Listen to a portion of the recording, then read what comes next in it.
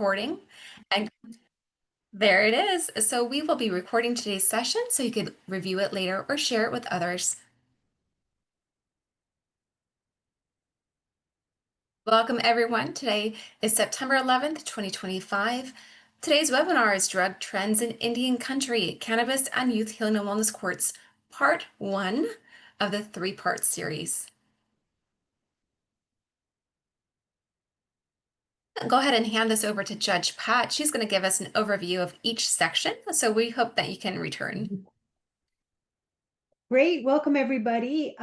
The drug trends material was pretty hefty, so we ended up dividing it into three parts.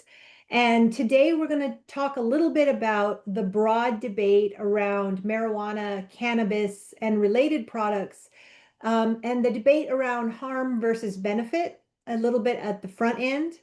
And then Chris Questis is going to talk to us about the substance use trends in Indian country and all the different substances that we're talking about. That is part one. Part two, we're going to go into the health risks and then how you test for different the aspects of marijuana and cannabis, THC, Delta 8, which is not the naturally occurring plant or substances. We'll do that in part two.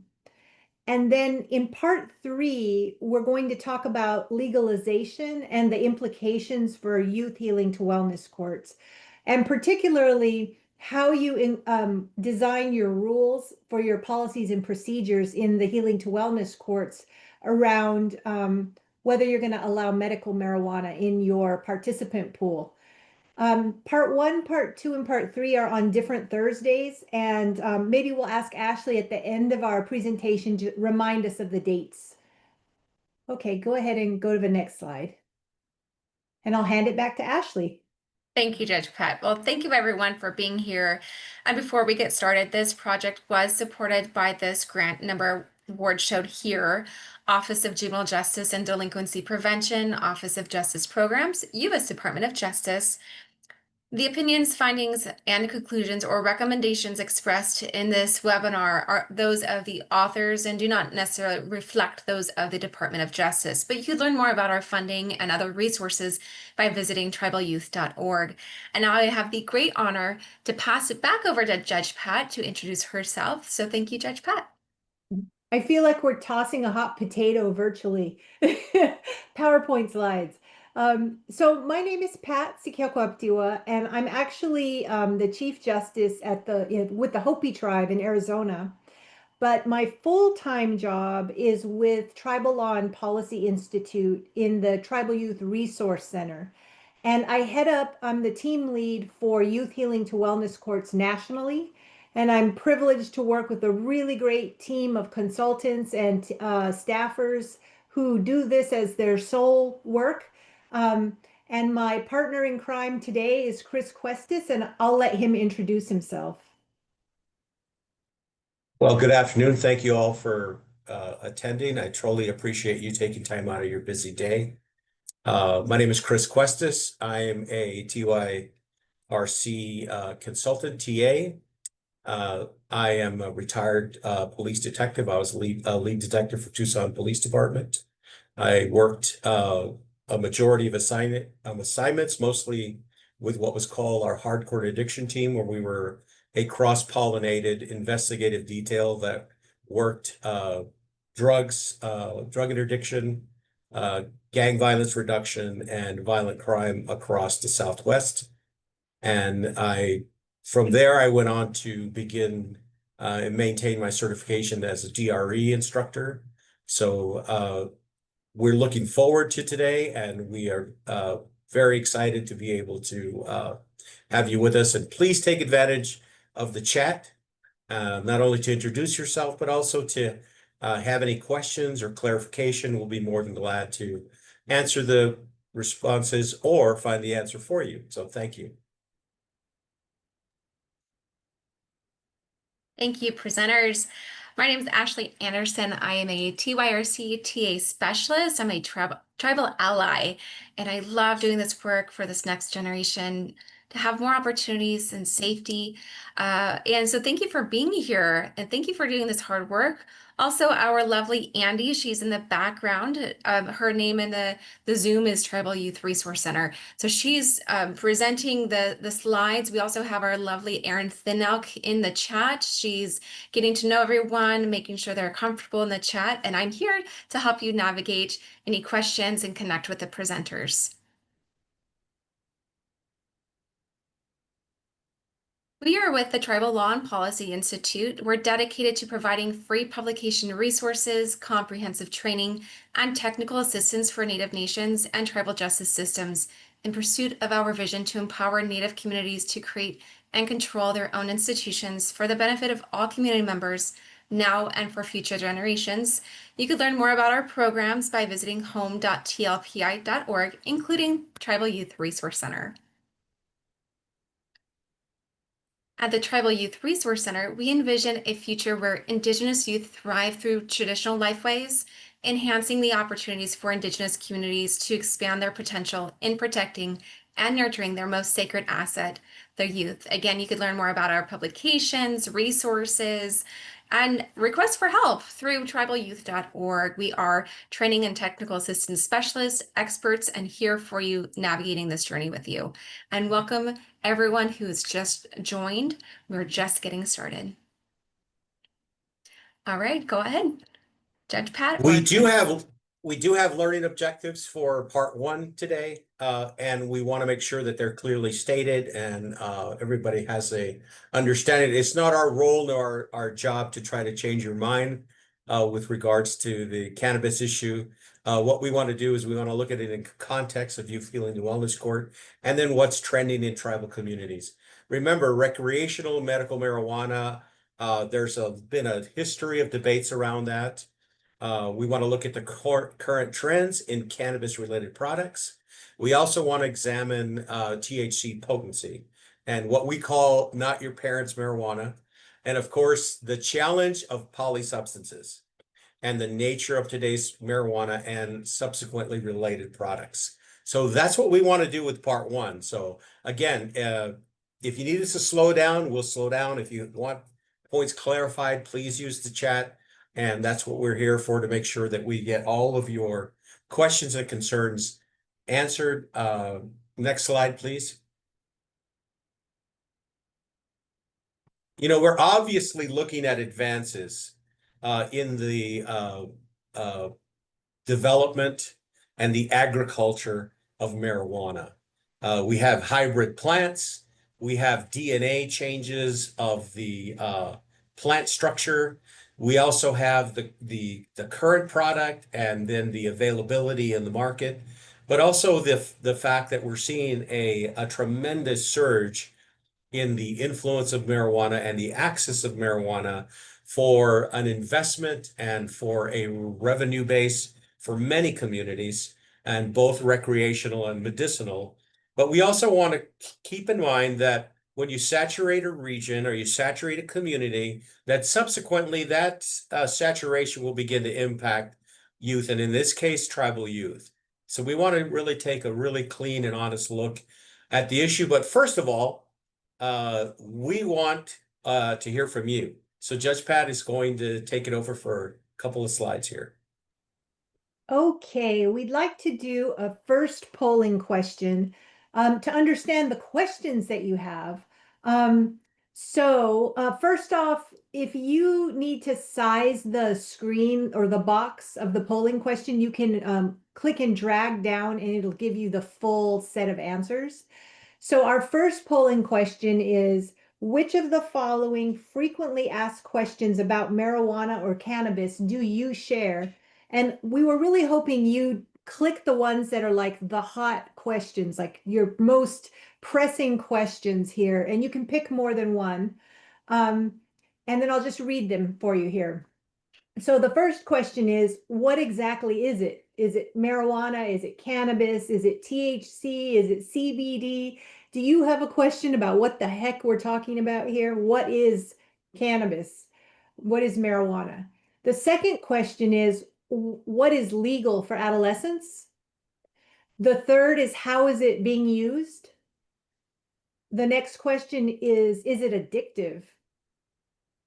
The next question is, what are the health risks for children and adolescents? Followed by the question, are there long-term effects on adolescent brain development? And the next question is, what are the real health benefits? And the next question is, does it affect different individuals differently? Followed by the question, what should be our policy in youth healing to wellness courts? And then our last two questions, is there actually illegal trafficking of marijuana and cannabis in Indian country? And finally, are tribes legalizing recreational and or medical marijuana? So many questions. I actually asked AI to generate the top questions that people are asking all over the world, and it generated most of this list. But we want to know what you think are the top questions from your point of view. So go ahead and click on, the more pressing ones here that resonate with you, and we'll see where most people are coming from. And Andy, you just let me know what the timing looks like. You bet, Pat. We've got about 70% anticipated right now, so we'll give it just a few more seconds, let people get a chance to read through. And if you think you can't see all of the answers, you have to drag the box a little wider on your screen.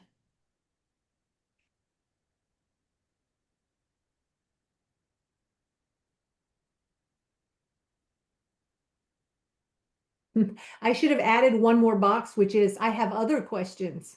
I have even more.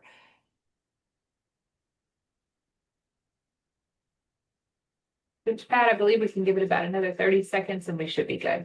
Okay. Okay, great.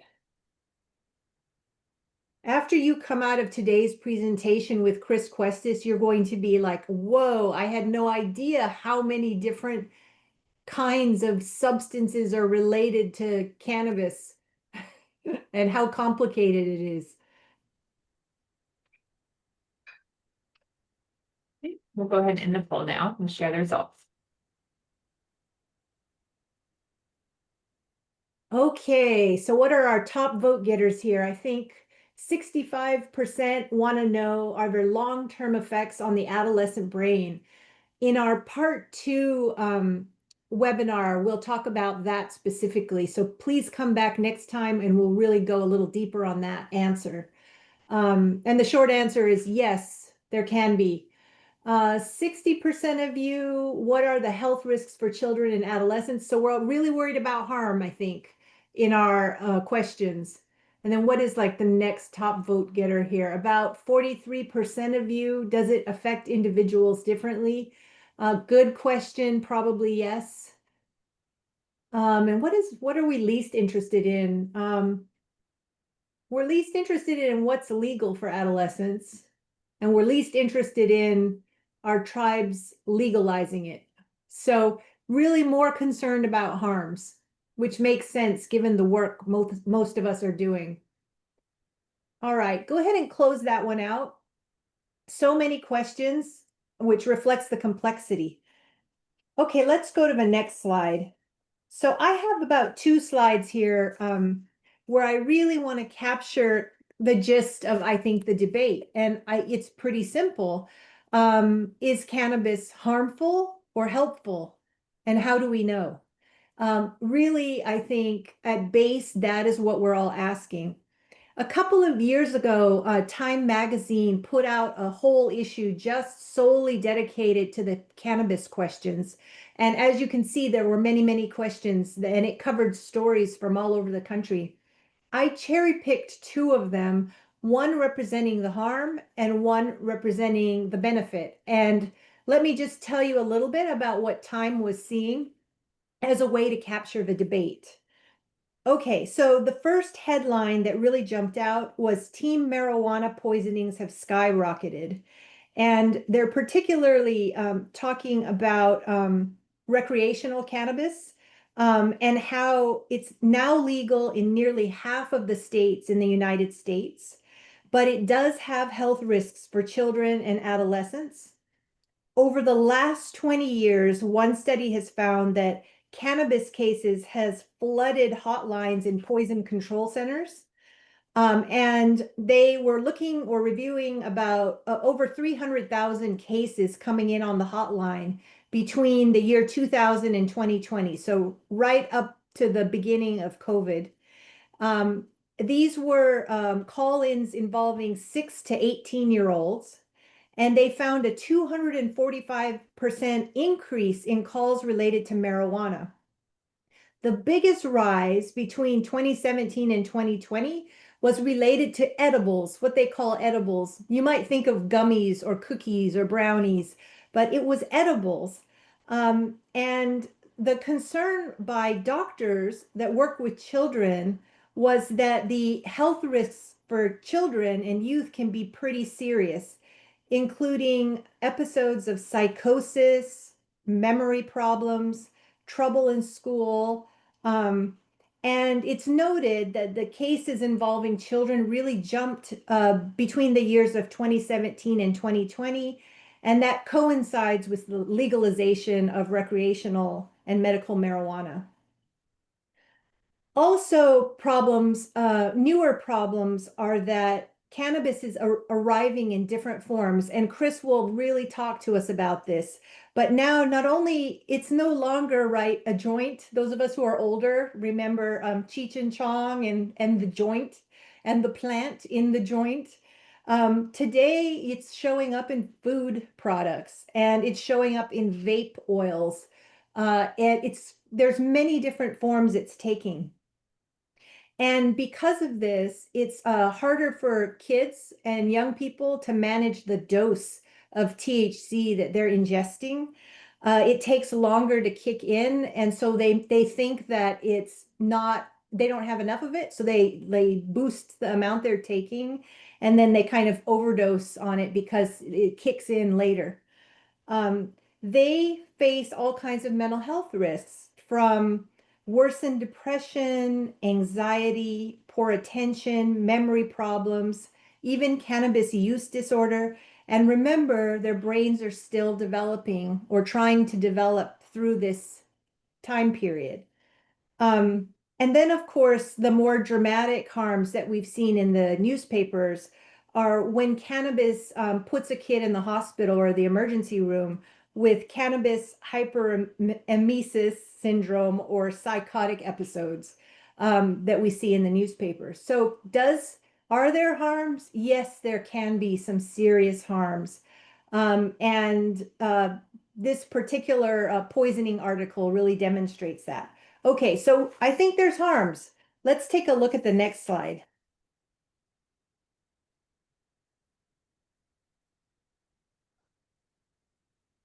Okay, so I wanted to give an example on the benefits side.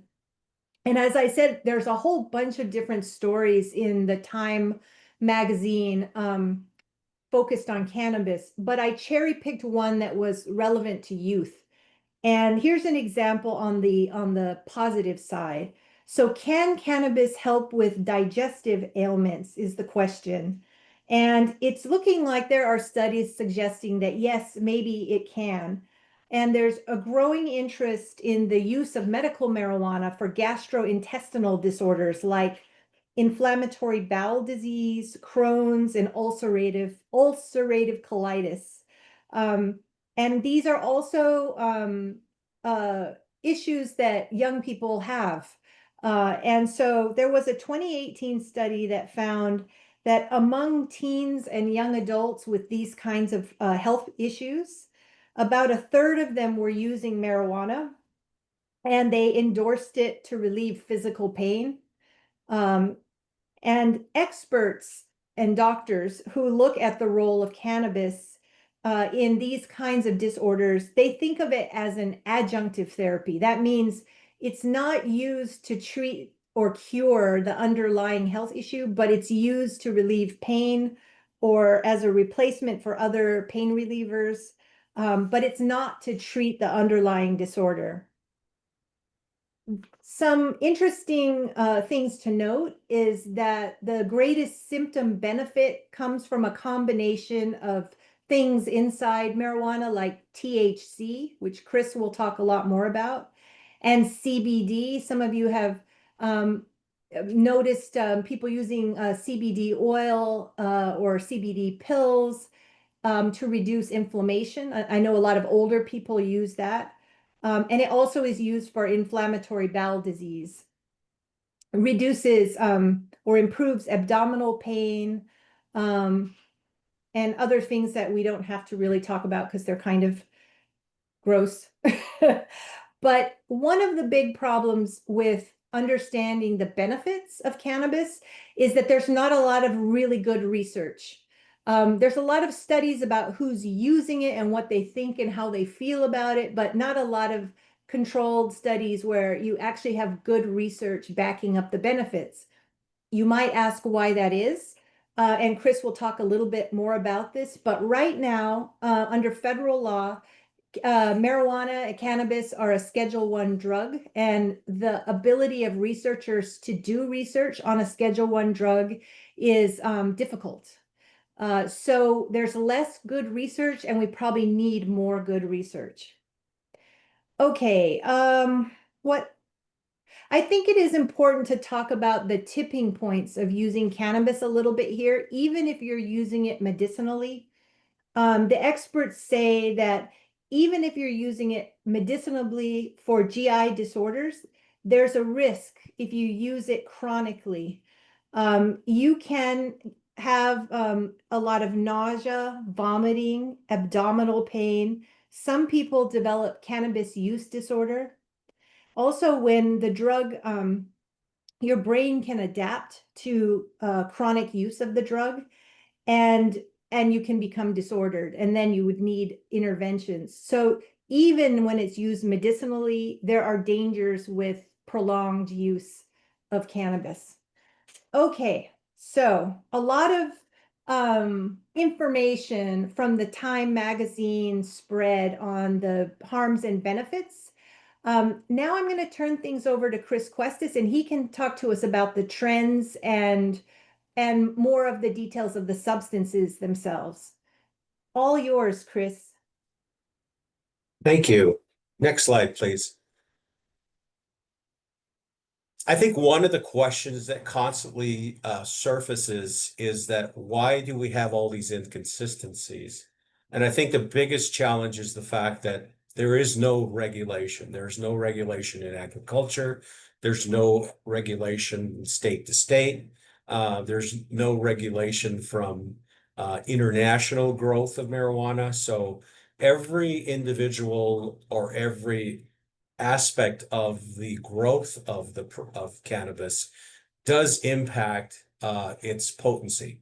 And unfortunately, without those regulations, it's contributing to some of our challenge. But as currently where we stand right now with regards to cannabis, cannabis is a Schedule I drug. That has not changed under the Controlled Substance Acts, which you're free to research on your own. It's 5 schedules apply to drugs and substances regulated under federal law. Schedule I drugs, which cannabis and marijuana comes under, they have the following characteristics. Number one, the drug or other substance has a high potential for abuse. Number two, the drug and or other substance has no currently accepted medical use in the United States. And I think Judge Pat made that clear. It's because it does not have that research, a theoretical research behind it in supporting the good and the benefit that cannabis may be able to play, because we have not taken the time to really fully basically vet out the process of what impact or what it may or could do within our society. And there's lack of accepted safety use of the drug or the other substance under medical supervision. That's why it stays within the Schedule I category. And that's one of the large controversies right now is, are we going to change that? Are we going to reassess that? Is that something that our government will look at over time? Those are just questions that have yet to be answered. So that's one of the issues. It still is a Schedule I drug, and it's still being recognized by the federal government under the Controlled Substance Act. And I know that within jurisdiction to jurisdiction and how they respond to cannabis and THC is the states have the capability to actually determine what is threshold amounts for prosecution.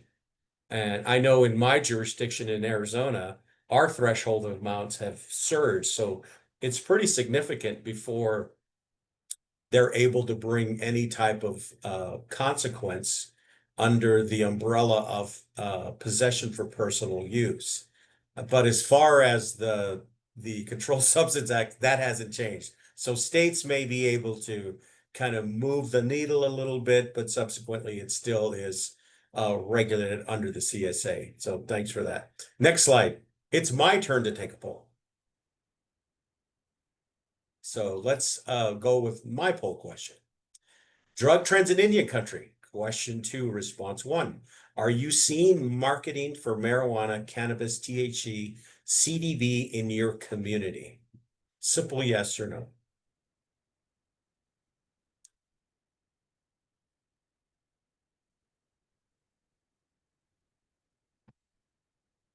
And we have a couple more parts to this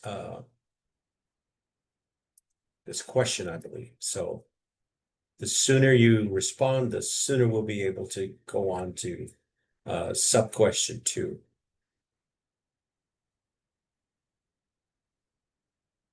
How are we doing, IND? Doing well, got about 66% participated. A few more are still Nice. answering, we can probably do it about another 15 seconds. And thank you for your comments that are coming in. Our team is responding to a majority of those. Thank you for that, Ashley, for answering the individual questions. You are welcome. And our Aaron Thinnock is also helping in the chat. So please use the chat Thank box you, if you have Aaron. any questions. Yeah.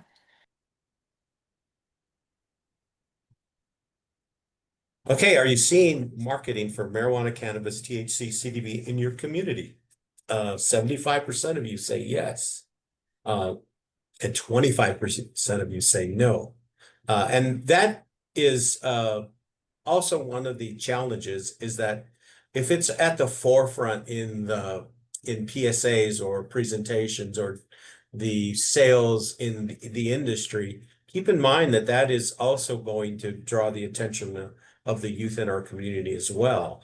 And unfortunately, we have in our society, when something is highlighted, people have a tendency to believe that it's it's a good thing and it's something that potentially they may participate in. So next part 2.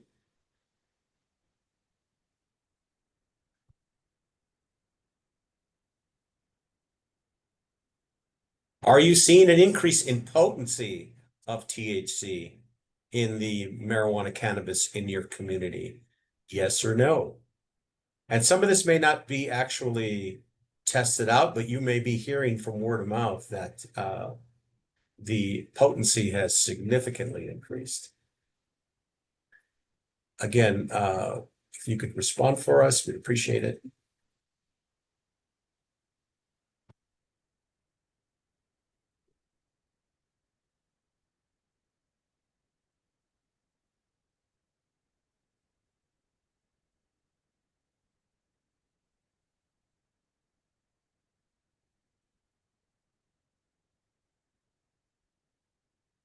We need to get our Probably about hands on another, yeah, sorry, about another 10 seconds. that. Okay, we need to get our hands on that Jeopardy music. I will work on that. Okay, we'll go ahead and end the poll. Okay. Are you seeing an increase in the potency of THC in marijuana cannabis in your community? 86% of you say yes. So that means you're right in the midst of this surge. And we're seeing more and more across the country. There are some tests that are coming back that are pretty significant that are showing that really increased potency regionally. but we'll go over that in our couple of slides here. And 14% of you say no. Okay, we have one more sub question for you.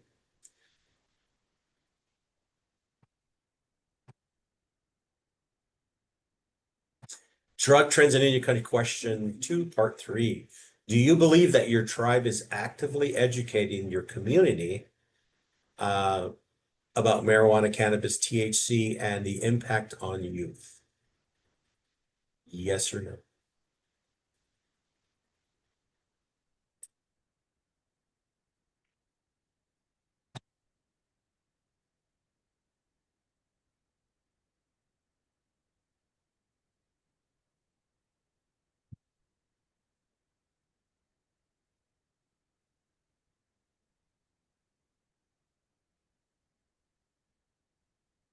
We can give it another 15 seconds and we'll end the poll and share the results. I'll see.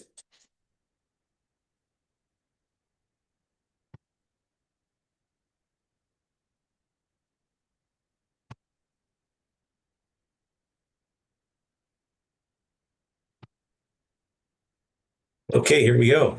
Oh, large number. Do you believe that your tribe is actively educating community and youth on the subject matter? 86% said no. 14% said yes. Thank you. We really appreciate your input. That kind of gives us some kind of a roadmap as to not just what's happening, but also what we can do to be able to provide some support for our grantees, but also in the form of looking to engage the community. And we'll talk a little bit about that towards the end on what we have to offer. So next slide, please. All right, let's talk about some cannabis. The term cannabis refers to the genus of the flowering plant, Cannabisea. The cannabis plant contains more than 421 chemicals, of which 61 of those 421s are what they considered cannabinoids. And the most psychoactive is what's called delta-9 tetrahydrocannabinol, or THC. THC is found in the flowering head, in the buds, and less in the leaves and stems. So if, back in the day, we used to say, well, I'm going to go steal a marijuana plant that's grown in my neighbor's house and then just smoke it. Well, it's going to take a long time to get high from that plant that you took from the neighbor's house, because it takes time for that bud to actually be cured. It has to be dried, it has to be cured. And then what happens once it's cured, the THC acid activates and it becomes tetrahydrocannabinols. And everyone has a different set of rules and regulations as to how they cure their THC. And that's one of the challenges. We really don't know how concentrated those cannabinoids are in those regional plants. The types are sativa and indica, and they contain significant amounts of psychoactive phytocannabinoids, and they're often phytocannabinoids, and they are often cultivated for recreational and medicinal use. But the ruderalis, it contains negligent amount of psychoactive compounds, and that's where you get your hemp and your fiber. And that part of the plant is not considered illegal. So if you're in the industry, and I know a lot of tribes are I think either part 2 or part 3 will show you which tribes are actually investing in hemp manufacturing. That there's no illegal activity associated with the possession and the manufacturing of hemp, because it has very negligible amounts of psychoactive compounds. So that's cannabis. Next slide, please. The issue is, next slide. The issue is all of the breakdowns and all of the usage and all of the potency and enhancement and challenges and the way the user is using the product and refining the product and then ingesting the product. That's what a majority of the challenges come from. The synonyms, of course, are marijuana for THC, bang, grass, ganja, pot, weed, Mary Jane. There are hundreds of terms that are used, both local and regional. We know that the blunt is cannabis mixed with tobacco. We know that the joint is the cannabis cigarette. We know that 710 is basically THC oil, and the 710 backwards basically is oil. And it's often used for vaping or what they call greening out, which means the high ingestion of the oil into the system. And then there's dabs or wax, and that's another stage of refinement through BHO, which butane hash oil, where you heat that product up, you melt away the pure tetrahydrocannabinol, and then you create this concentrate, let it dry into this waxy, honey-looking compound, and then you break it into pieces and then smoke it. In 2022, adolescents between the ages of 12 and 17, 77% of adolescents smoked THC that had access to it. 60% of them vaped, which is a pretty large jump. The vaping of THC really has expanded in our adolescents' lives. And then 36% moved into eating and drinking the THC, liquid form THC, and also 23% went into the higher concentrating through dabbing and using wax. You can also use the wax, the dabbing wax, in a vaping device if you know how to do it. It's concentrated. We had a situation not long ago in one of our schools where the vape pen was in tribal school bathroom, and the kids were going in and hitting that pen. And when they finally got it and had it tested by law enforcement, it ended up having dabbing wax in it. So the kids were hitting that during the course of the school day. So that's pretty significant, because that's a higher level and higher concentration of THC. Next slide, please. So today's cannabis-related products. The question's always been, well, what is cannabis? Why are we so enamored by it, and why are there so many challenges and controversial dialogue regarding cannabis? Well, cannabis is one of the few drugs that meets multiple categories: a depressant, a stimulant, or even a hallucinogen. It has different impacts on different individuals, and it does affect the central nervous system, and it slows the brain function. And remember, as Judge P mentioned, we're talking about youth that have an underdeveloped adolescent brain. So when we find them getting and engaging in these higher levels of THC and their brain hasn't fully developed, it's really going to impact them. And it does alter the user's perception of reality, because it has that capability to impact, have different effects on different people. The rules of administration is usually smoking. That's still number one, but we're seeing more and more of the use of the popular devices, like your vape pens, and then your actual pipes that are made for the most pure, which is the wax that young people are accessing. Now, how do we know whether a youth is actually under the influence of a THC product? Well, the old standard tests of urine are still going to give you results with regards to THC in their system. But one of the challenges that we're dealing with, and we'll talk about this in a minute here, is that the products are all changing, and so is the potency level, but also the impact of the polys.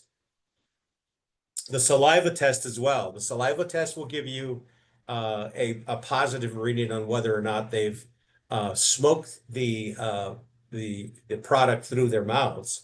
And then the follicle test, which is the more comprehensive. Of course, the best test is going to be the blood test, but we don't recommend nor suggest that that's the level of testing that we have to look at. Remember, the whole focus behind Youth Healing and Wellness Court is to do no harm. And we want to use these introductory tests to be able to build a plan of support and engagement with them and to connect with their families to find why they're having to deal with these issues and why they're engaging in that type of risk behavior at such an early age. So there still are some detection tools available. I know they're constantly being changed, and as Judge Pat mentioned, on our next session, we'll talk about what are the new refined methods of testing. But just keep that in mind. The old standards will give you the baseline information that you're looking for. Next slide, please. So the question was when we began was, is this your parents' marijuana? And according to the DEA, it's really not. It's really not your parents' marijuana. Because the potency has continuously and steadily increased. If you look at your University of Mississippi marijuana potency mentoring program, they did a study from 77 to 22, and what they found is steady increase of potency. THC potency in leafy cannabis averaged about 16% in 2022. That's about a 29% increase within a year.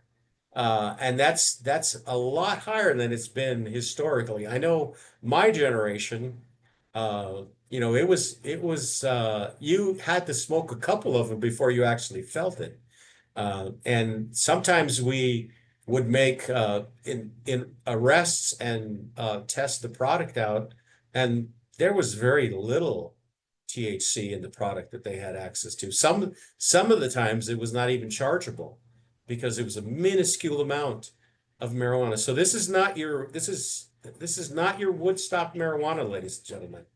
I think we need to realize that we're seeing a significantly elevated, especially with the next slide, with the refinement capacities and capabilities that they have. Next slide, please.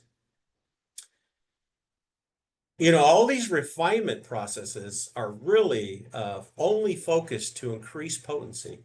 And that high potency THC it's more likely to cause dependency, cognitive impairments, adverse effects, including anxiety, paranoia, psychosis. As Judge P mentioned with regards to emergency room admissions, we're seeing an increase of psychosis and ER admissions because young people are using this refined THC. And when you get into wax and chatter, which is another street term for the refined, you're looking at sometimes upper 90% of potency in some of that product that they've learned. And there's so many tutorials available for young people that want to refine THC that they have access to now through technology and some of the sites that are available for users that are out readily teaching our young people how to increase that potencies.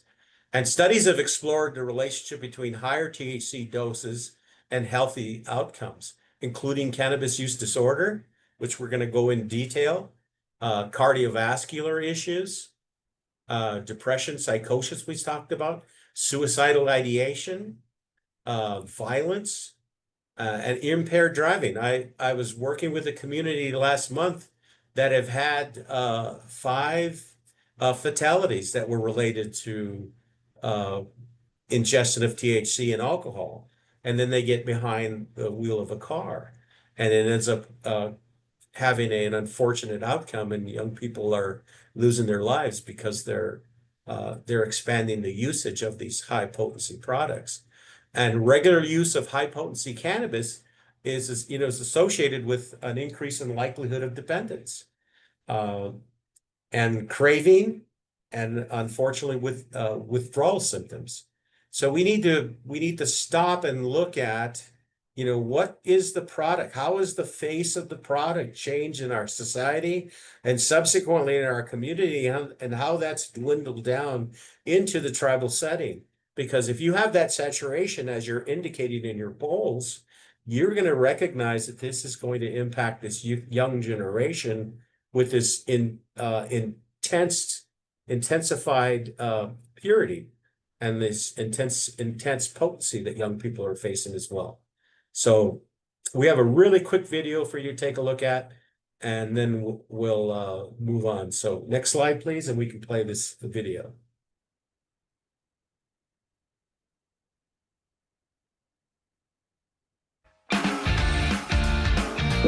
Bud, salad, ganja, happy cigarette, grass, blunt, reefer, doobie, pinner, sticky icky, wacky tobacco, spliff,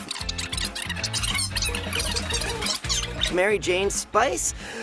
It goes by many names, and today we're gonna give you the straight up, no BS facts on cannabis. Hey guys, so you think you know what this cannabis thing is all about, huh? Or do you? Cannabis is a drug that can be produced from plants. The cannabis plant contains many chemicals, including two main active ingredients. We got THC, which is the thing that gives you that high, and CBD, which is being studied for its medical benefits. And then there's synthetic cannabinoids, which are developed in a lab and are supposed to be much stronger and actually pretty dangerous. The more you know. All right, so let's play a game that I like to call Cannabis, Not Cannabis. Dried weed leaves. Yeah, that's cannabis. Tea leaves? Not cannabis. Hash? Cannabis. Hash browns? You know that's not cannabis. Cannabis wax? Yeah, that's cannabis. Hair removal wax? Not cannabis. Gummies? Not cannabis. Gummies? Cannabis? Oh man, I can't even. Point is, cannabis comes in many forms. Oh look, it's 420. Time to drop a truth bomb.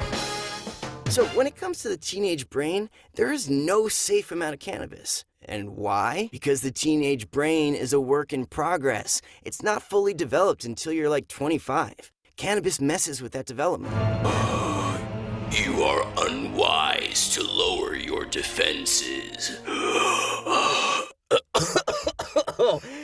Okay, this is BS. I can't breathe in this thing. All right, well, given that you're gonna need your brain for a long time, you gotta protect your noggin, right? But here's the thing. Cannabis affects everyone differently, and it can have different effects every time you use it. And today's cannabis is much stronger compared to the stuff your parents might have smoked back in the day. Ugh, who thought those clothes were a good idea? You gotta be careful. You gotta know what you're getting into, and you even gotta know your own limits, all right? All right. Hands up if you've heard that cannabis is mostly a relaxing experience. Well, that's actually not BS. Getting high can have calming effects. Sometimes people just want to chillax, you know? But there are two sides to every leaf. You see what I did there? All right. Cannabis affects motor skills and judgment and problem-solving ability too. And all that can lead to some pretty epic fails. Cannabis can be addictive and can cause some pretty nasty side effects like depression, anxiety, even psychosis. Remember this too. The younger you start and the more you use, the more likely the chances of addiction. This stuff is too real. You hungry? By the way, cannabis has been known to cause the munchies.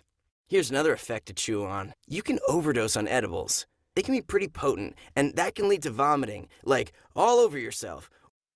You could also black out. I did that for effect. With cannabis, it's called greening out, and it sucks bad. You know, you throw back a couple gummies, and next thing you know, zombie. And if it happens to someone you're with, you gotta call 911 right away. Here's the number in case you forget.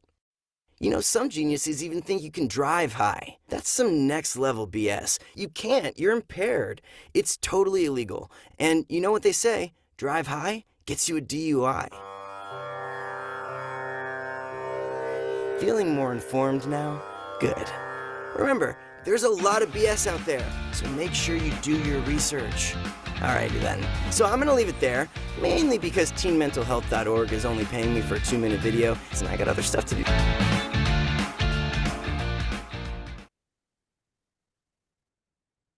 Thank you. Next slide, please. As far as the video, I saw some of your comments.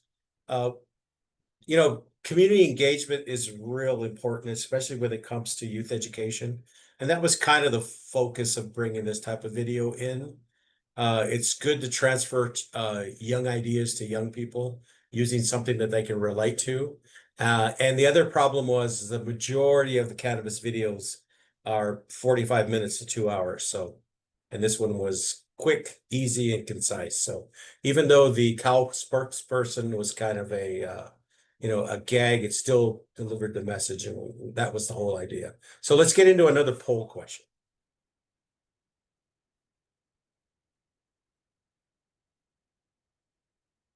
Okay, drug trends and indicator question 3.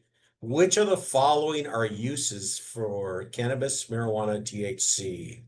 Recreation, medicinal uses, cancer treatment, fiber development, calming of hyperactive youth, or all of the above?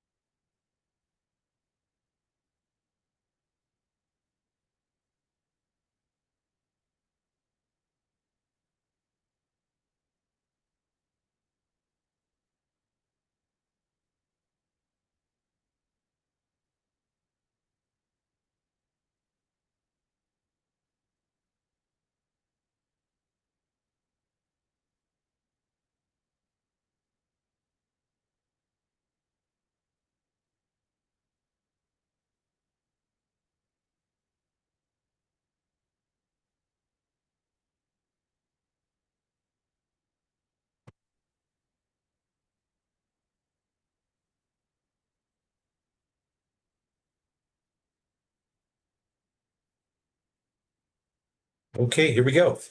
Which of the following are uses for marijuana, THC? Recreation, 53%. Medicinal uses, 66%. Cancer treatment, 53%. Fiber development, 13%. Calming of a hyperactive youth, 22%. All of the above, 44%. Judge Pat, did you have something you wanted to input on this?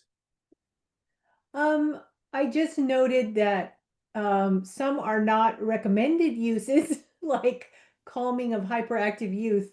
Um, but I think that was probably a trick answer. Although I imagine that you would use it medicinally sometimes for inflammation or, like we saw with the ulcerative colitis. So that would make all of the above a wrong answer, I think. Yep. Yeah, there's more ways to calm down hyperactive youth than just uh, having them start on THC. Next question.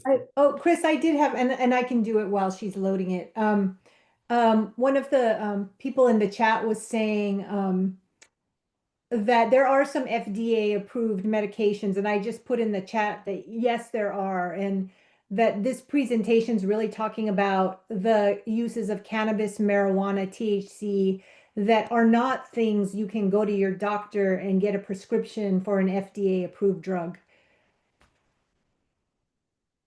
Excellent. Correct. Question 3, part 2.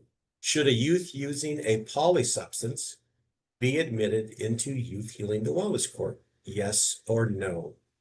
And a poly is basically a mixture of your core ingredient, which is what we're talking about, which is THC, and a mixture with a little bit more dangerous product, which we'll cover in about 2 or 3 minutes here. So yes or no?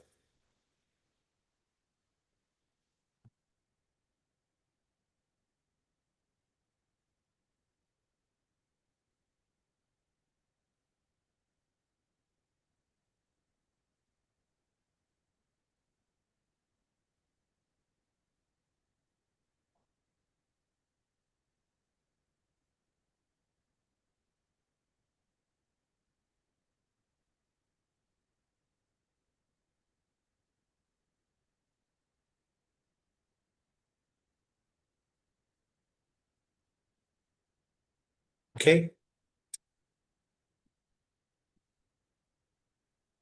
Should a youth using poly substance be admitted in youth healing wellness court? Yes, 87%.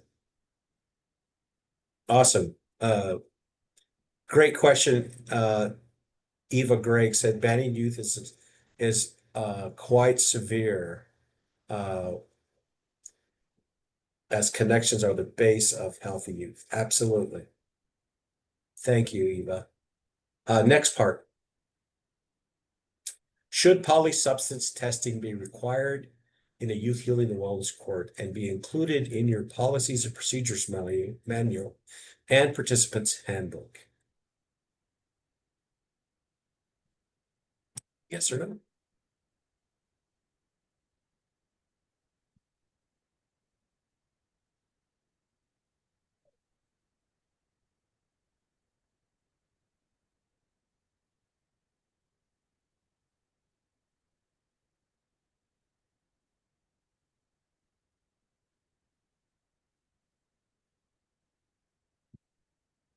Okay, let's look at our responses.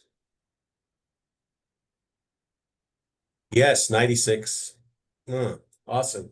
That's what we're looking for. Is as we change the drug culture and the environment that's impacting our youth, we also need to change and address it in the form of what our responses are, whether it's in our policies or in our protocols, in our youth handbook. We need to be flexible with what's changing in our youth environment.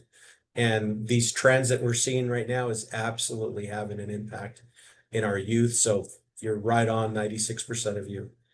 Be flexible with what's happening in your community. Absolutely. And then the last part is, last question. Are there tests for all polysubstances? Yes or no?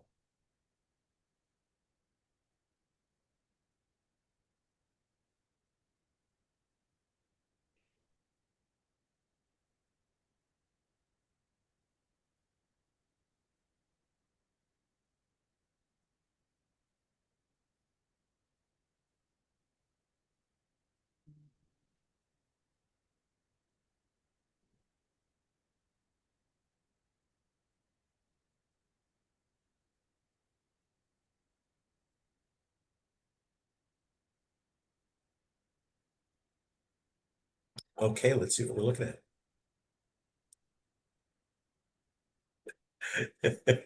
I think Jeannie is paying attention. She goes, I hope so. I honestly don't know. Yes and no. Here's the problem, is that the poly substances, for example, fentanyl, there's 700 derivatives of fentanyl.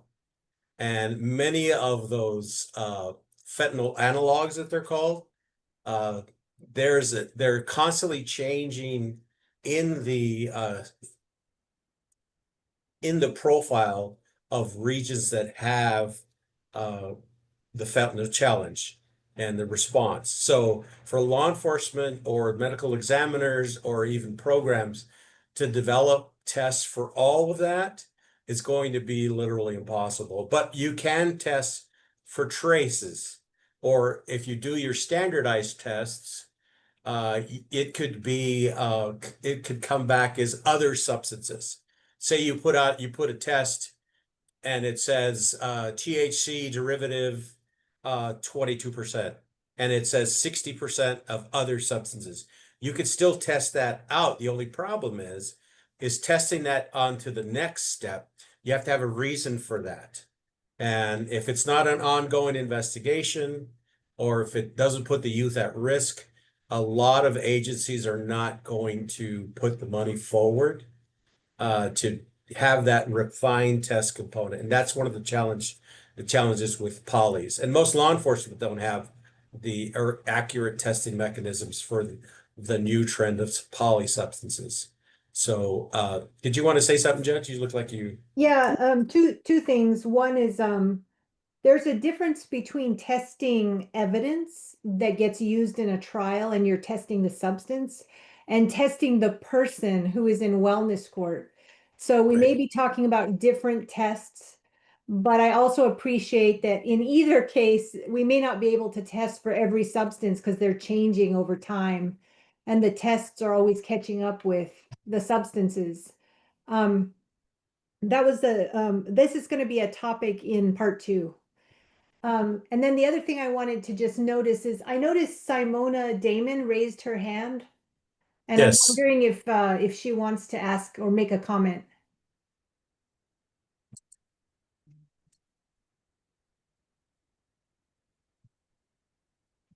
And I don't know if we have to unmute her or not. I don't know. I believe I've unmuted her, so feel free to speak, Simona, if you can. You're able to. I see a little mute symbol over her name, but go ahead and try it, Simona, and we'll see what happens.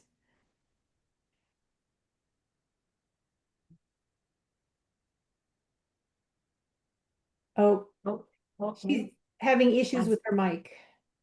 Okay. Oh, let's hit the poly substances then, and then we can open it up, because it looks like we might have some time. Okay. Next slide, please.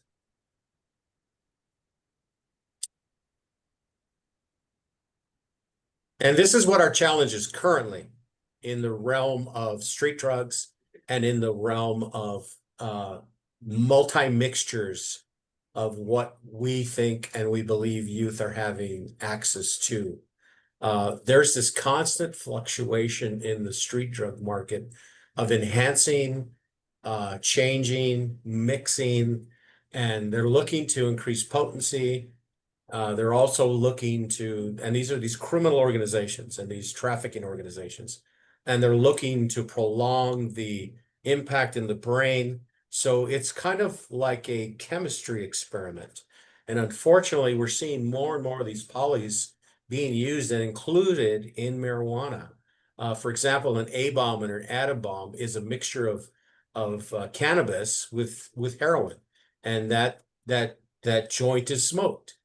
An amp joint is cannabis with fentanyl. And these aren't stories, these are actually real life situations where youth have used a marijuana cigarette at a party or a concert, and they've been treated for overdoses of fentanyl because that mixture is being circulated in the mix of this youth population. A B40 is a cigar mixed with cannabis and dipped in malt liquor. Banano is cannabis mixed with cocaine. Bazuco is cannabis mixed with pink cocaine. And if you don't know what pink cocaine is, it's called Tusi. And you need to attend one of our street drugs training or request a street drugs training to your community. Bazooka is cannabis mixed with crack. And yes, there are still large market for crack cocaine. A Canade is cannabis and heroin. A candy blunt is cannabis dipped into cough syrup because the syrup has codeine. Chronic, of course, we all have heard all of the rap music regarding the promotion of chronic and its cannabis use with crushed crack cocaine. A fry or a fry stick is cannabis dipped in PCP and formaldehyde. A rhino is cannabis mixed with rohypnol, which we find a lot at a lot of these concerts and outdoor events and rave parties. Kitty flipping is cannabis mixed with ketamine, amphetamine, and ecstasy. Again, another partying environment mixture that you find very commonly at these outdoor and indoor raves and concerts. Snow cones are cannabis mixed with amphetamines. And these are all real substances that are available to youth now.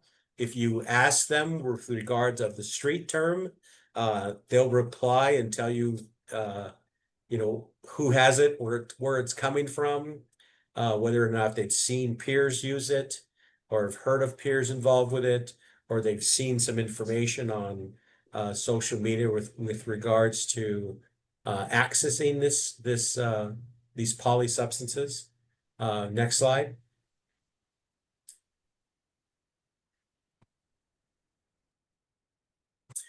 And then unfortunately, these products are directly marketed to our youth using the mainstream use and access and playing on their desire to want to be current and want to be connected and wanting to be part of the in group.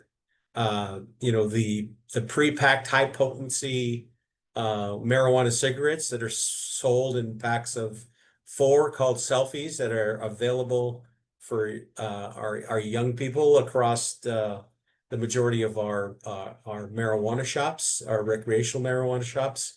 The THC infused candies and edibles that are made to look like mainstream candy that are marketed. And what happened was the recreational marijuana industry took note of what the vaping industry was doing by making all of these flavored youth related and connected mixtures that could be vaped in a vaping device.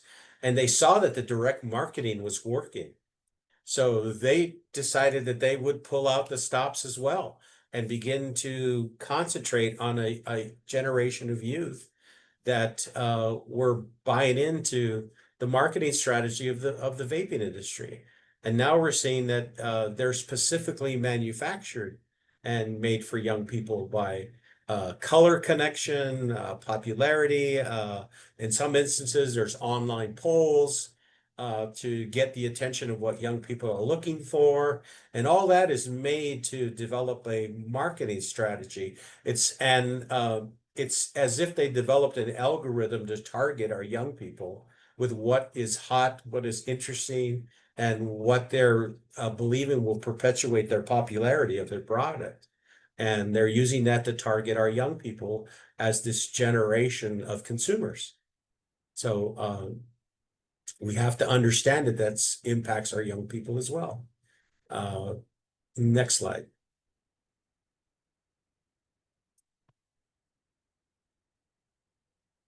Okay, take it away, Ashley.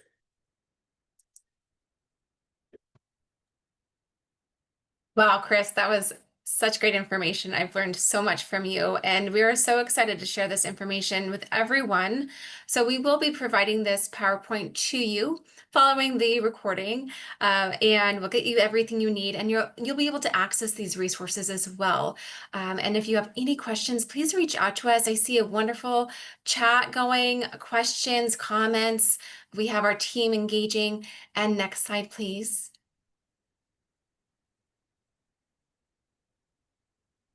And we'd love to know how we could enhance your experience for next time. Do you need more support? Whatever it might be, because this is a 3-part series and we want to be able to answer all your questions. So feel free to go ahead and use the evaluation. Also, the evaluation helps us with our funding. So we'll go ahead and take 2 minutes and we'll go on to the next slide after.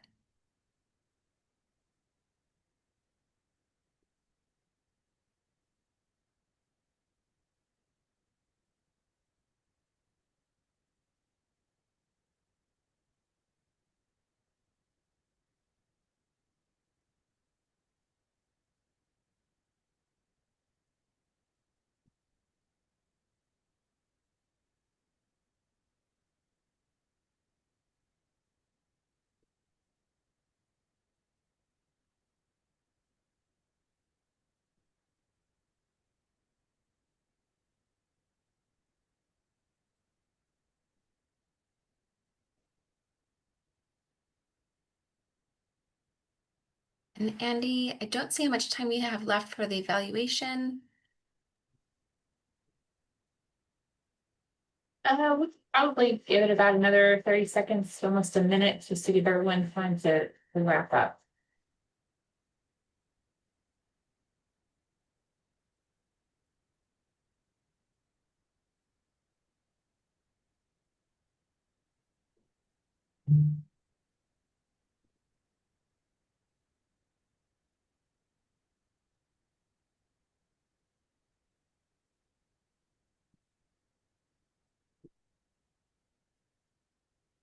Thank you, Teodola. Yes, and feel free to use the chat. You could always message the panelists or us as the facilitate, or excuse me, the moderators. You know, if you need any help or having tech support issues, just let us know. And Janae, thank you for being here. It was great to see everyone from Alaska to Texas to Maryland and across our country.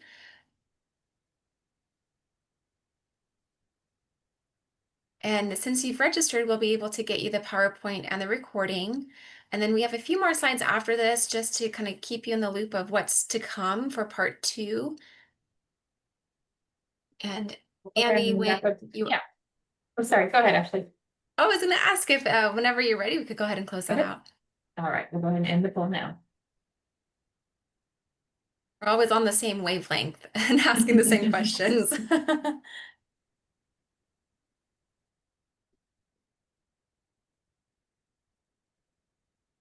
All right, so October 2nd is part 2. And like Judge Pat said, we're going to talk about the health risks of marijuana, THC, and related substances for adolescents. We'd love for you to attend again. You could scan the QR code right now and register. And when you get this PowerPoint, you can actually click on that register link and share it with your team. Make sure that they're attending. We really need to share this information. Remember, being informed is a protective factor. And thank you, Ruth. Of course, thank you everyone for being here and joining us and keeping our youth safe. What a time to be in, right? And we're fighting against these substances in the work that you all do. But please, if you ever need support, please let us know. We're right here with you. I want to thank you all for attending, and please, if you had a question that we missed and we didn't get to, please register and we can include it in the next session. And thank you all for attending, and we really appreciate the time that you give us today. So keep an eye out in your email for this PowerPoint and the recording. You'll also see the invite hitting emails again to register for part 2. So everyone, thank you for giving us your time. Happy Thursday. And we are exactly, Chris, we are just getting started. Thank you, everyone. Thanks and have a great day.